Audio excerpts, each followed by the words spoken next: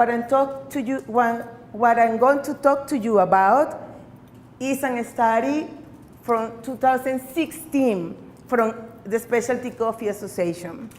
And they did this because they are trying to understand what is happening in the specialty coffee industry related to consumption and to consumers.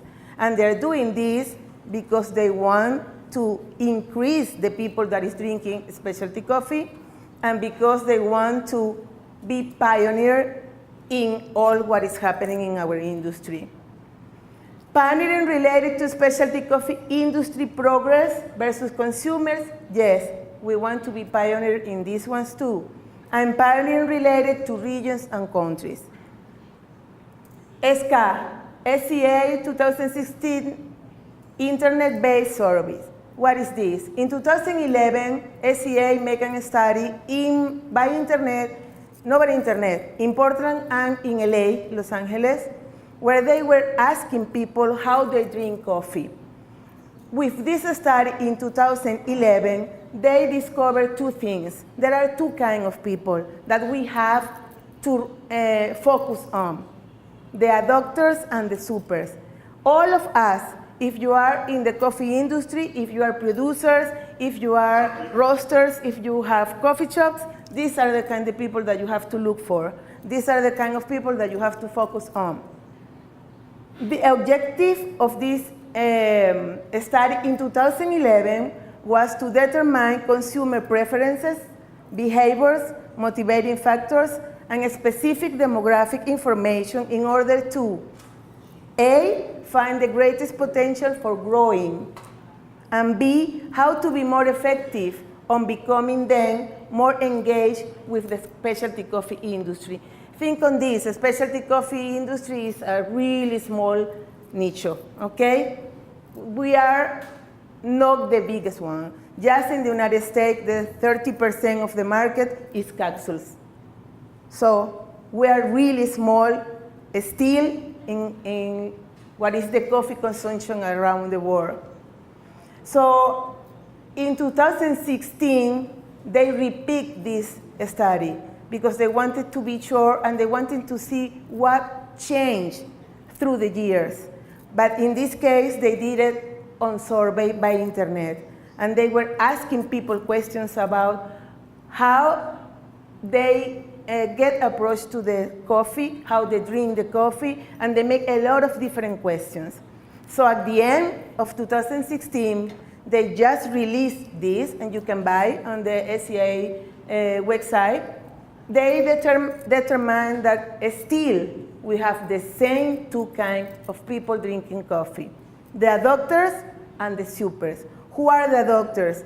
The adopters are the ones that buy whole beans for home.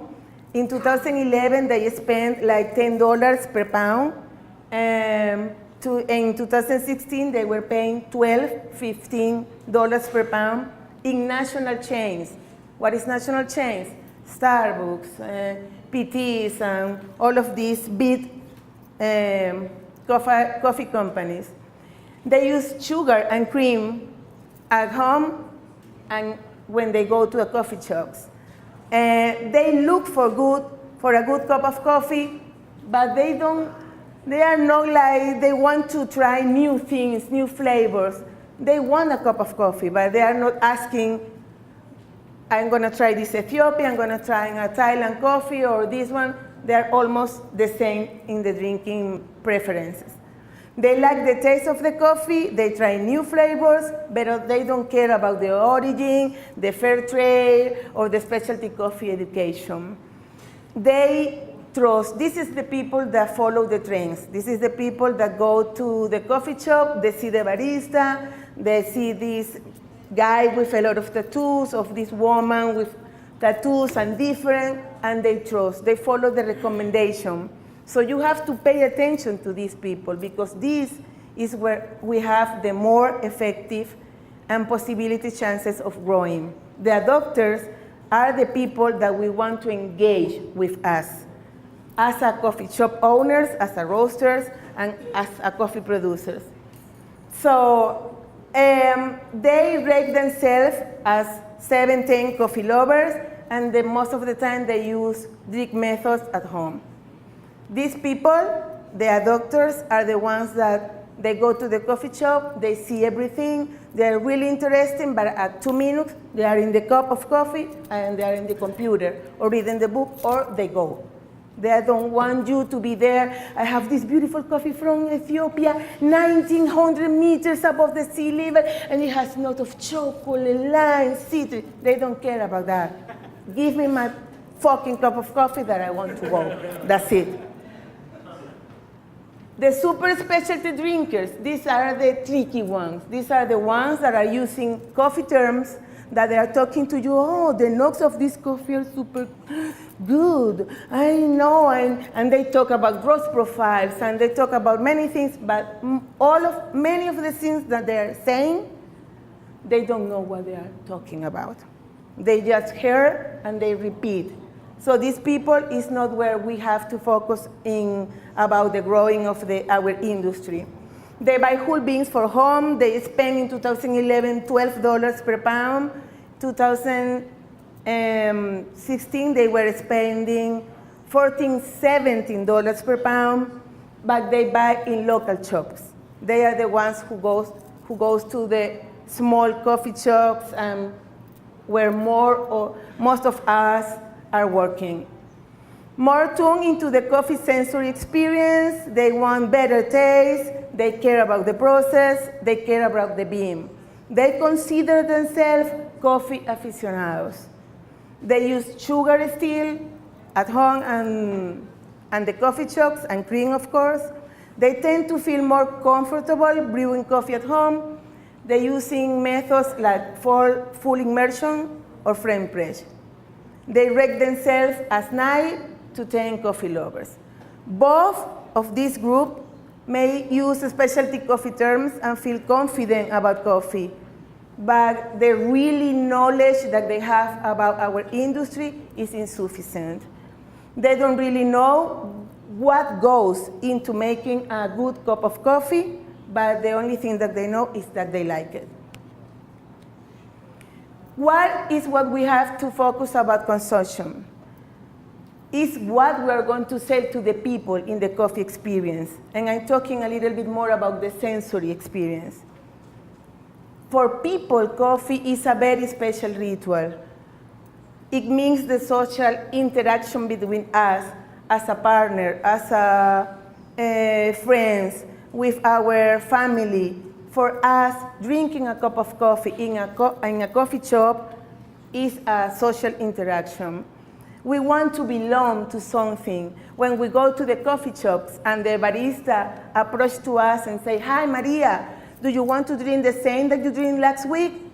Oh, this guy remembers me. He's awesome. I don't know if the roast profile is bad. I don't know if the coffee tastes bad. I don't care if the milk is not the good milk, but he remembers me. This guy I like. I'm going to come time after time to this coffee shop just to see the guy giving me the cup of coffee that I like, and I like because of him. They buy a relationship that is based in 2 factors. A, the half quality. They don't care so much about the quality. They aren't us, the ones that are all the time criticizing what others are doing. They don't think everything about coffee. They just want to drink coffee. So the quality is just the half of the equation here. And the second is the experience. How is the coffee environment? How they feel in the coffee shop? Do you have Wi-Fi? Do you have a coffee chairs where to sit? Can they work in the coffee shop? This is what they are buying from you. This is what you have to think when you are offering them something. So non-third wave region country, there are 2 issues depending on where you are.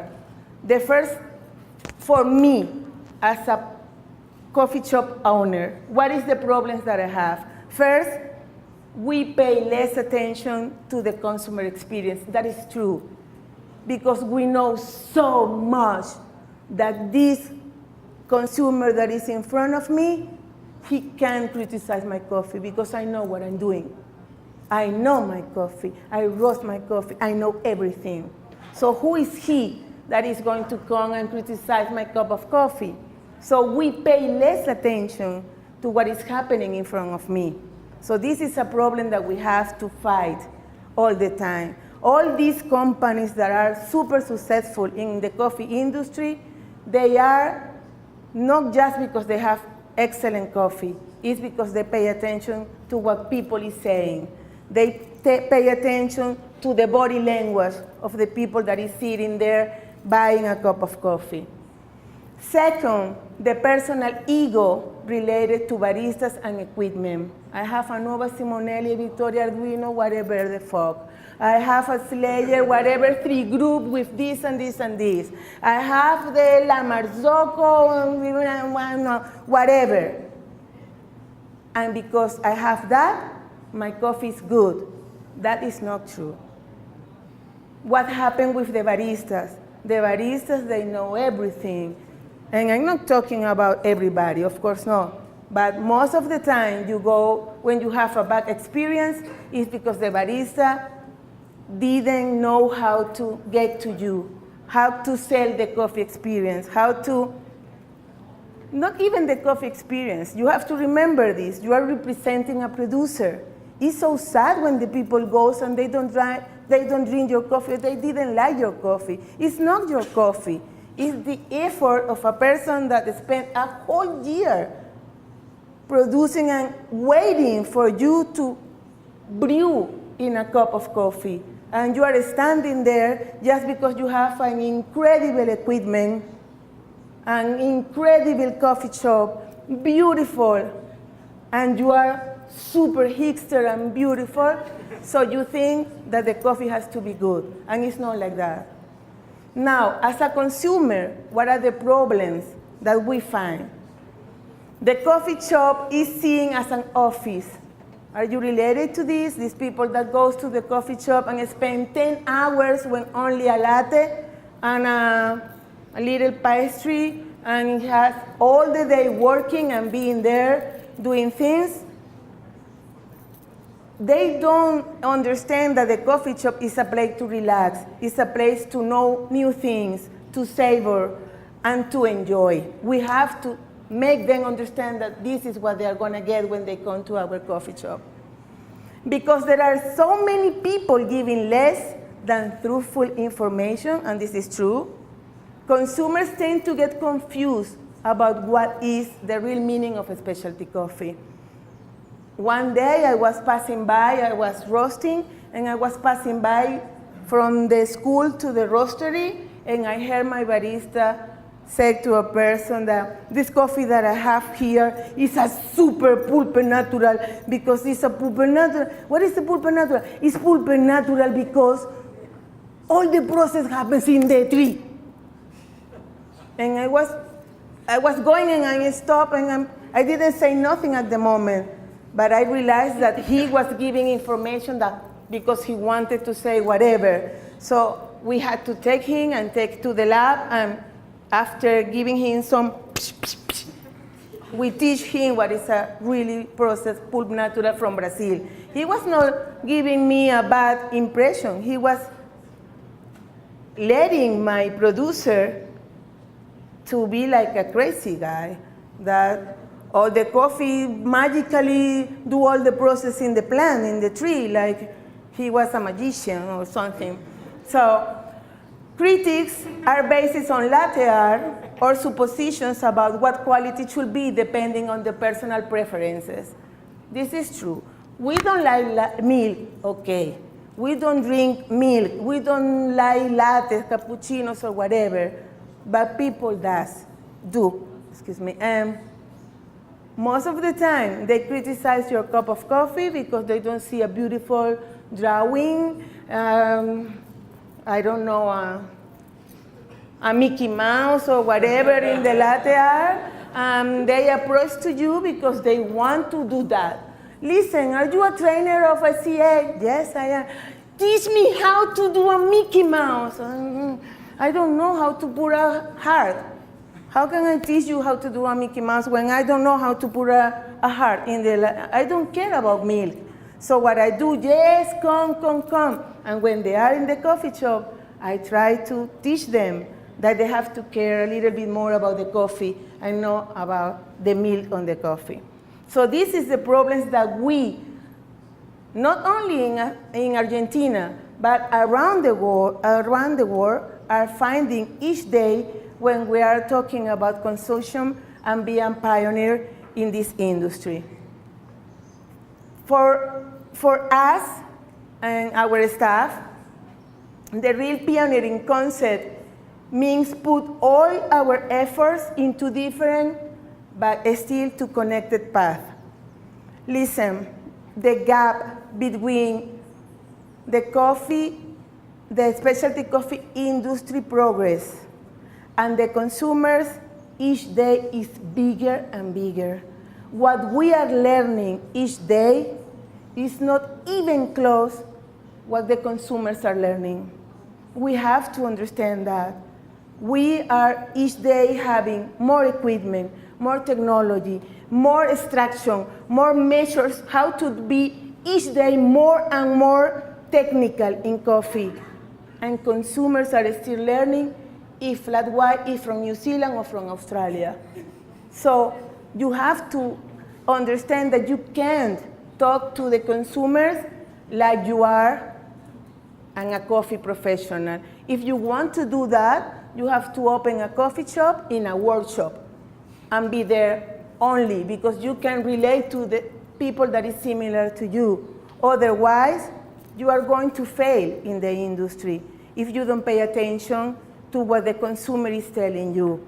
So this path, this large way, if you are reading Perfect New Daily Grind, each day is posting things about new things that are in the industry. Everybody's talking.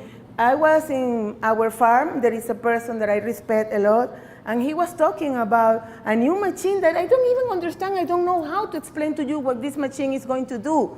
But it's something so crazy that I was like, what? I didn't understand what he said. And this is now being building, or the person is going to be in the United States in intelligentsia doing something. I don't even understand what he said, not even a single word. And he was talking to all of us that are in his world. So imagine translating this advance to the consumer. The consumer is going to say, I'm going to drink an espresso, a cápsula, because I don't care about this. So this gap, we have to get a little bit closer each day, and we only can do that if we pay attention to them. If we don't think that they don't know what they are drinking because they like to drink Nespresso or they like to drink in Starbucks or whatever, don't, I don't know how to say this word in English, menospreciar, don't, yes, people that is not in the same path than you. You have to teach them, but you have to understand that even for teaching, there is a moment. When they are coming to our coffee shop to buy a cup of coffee, they don't want to you explain what you are doing. They just want the coffee. Maybe they're coming on the weekend, they're a little more relaxed and chilling, they're going to sit. That is the moment for you to approach to this person and to explain some things. In the other hand, the professional progress and everyday consumers have different approaches and times. Consumers don't focus their life in coffee. We do. We talk about coffee. We breathe coffee. We want to learn and go to everywhere where it's coffee. They don't. They just want a good cup of coffee. This is something that is happening. For instance, when I started in Argentina, I grew up in the specialty coffee industry. This is where I was not in commodity coffee or commercial coffee. I fell down into specialty coffee. So for me, talking about cortados and cortado medio or whatever is super difficult to understand. So in Argentina, what they do is that this is espresso, but they want espresso in position and they want espresso in jarrito. What is that? I have a beautiful ceramic cup that I import for you. Why don't you want this? I want a jarrito. If you don't give the espresso in the jarrito, they don't want to drink it. The jarrito is this. This doesn't look like a jarrito. It's a glass. They want to drink the coffee there. Perfect. If you want to drink my coffee in the jarrito, serve the jarrito to them. Because the barista will say, we don't do that. We don't do jarrito. We don't do this. Don't care. Give the espresso to them. Okay? I'm not going to say the F word again, but give the jarrito to them. Now, we have more and more people coming and asking for the Africano that we have. Like we have people Africano there, but they order that. I want the Africano that you have there. Perfect. In the jarrito. This is our coffee shop. The culture in Argentina, consumers and coffee professionals have different times, I said already. They work in a sensory experience that keeps the comfort feeling for customers. Adapters represent a huge opportunity to introduce and spread the specialty coffee culture. Meaning for us, growth. Growth is money. We are not here because we are La Mother Teresa. We want money. So if we want money, we have to pay attention to what SCA research because they know what they're doing. So these adopters is the people that we have to give the time to understand what we're doing and why we're doing the things the way we're doing it. Coffee tradition respect doesn't mean that you have to compromise the quality and the consistency. It doesn't mean that. I'm not going to compromise what I do, what I believe. I have the beans. I represent a producer, and I'm going to respect that till the day I die. And I'm going to do it the best that I can. I roast my coffee beans 1,000 times. And because I know what I have, I know how I have to brew each coffee depending on what I'm serving. So don't compromise the quality because the person is asking you a super crazy beverage. Do what you have to do. Respect them. Respect the country, especially me. I am a Venezuelan in Argentina. I don't speak like them. I don't even have the pronunciation like them, even that I speak Spanish. And I am black for them. So I'm going to respect them, but I'm going to sell a lot of coffee, and I'm doing it right now. I have a, where is my, oh, it's not here. Fuck. No, it's not. I have a picture. I have a beautiful picture. I don't know where it is, but it's not here. They drink a lot, a thing that is, they call the lágrima. I don't know if in Brazil you have this, but it's a full cup of milk, and they put a drop of coffee, only a drop in the middle. So when we started, of course I'm not going to do that. I'm not going to lose a whole beautiful limu espresso just to put a drop of milk in a full cup of milk. So what I do is that I deconstruct the coffee. I put the espresso in a beautiful jar. I put the full cup of coffee with a beautiful milk, steamed milk, and I put my little spoon. So I serve to the people in a little beautiful like table, and what they do, you serve how much coffee you want in your cup of milk. So they put a little bit, a little bit. What has been happening in 6 months? What has been happening is that each time the beautiful jar has less coffee. I am waiting for them to change the lágrima and ask me for a flat white, or maybe for a cappuccino, or maybe for a latte. I don't care. But when I will be there, I will be super happy that day that this person that didn't drink coffee when they started with us now are are drinking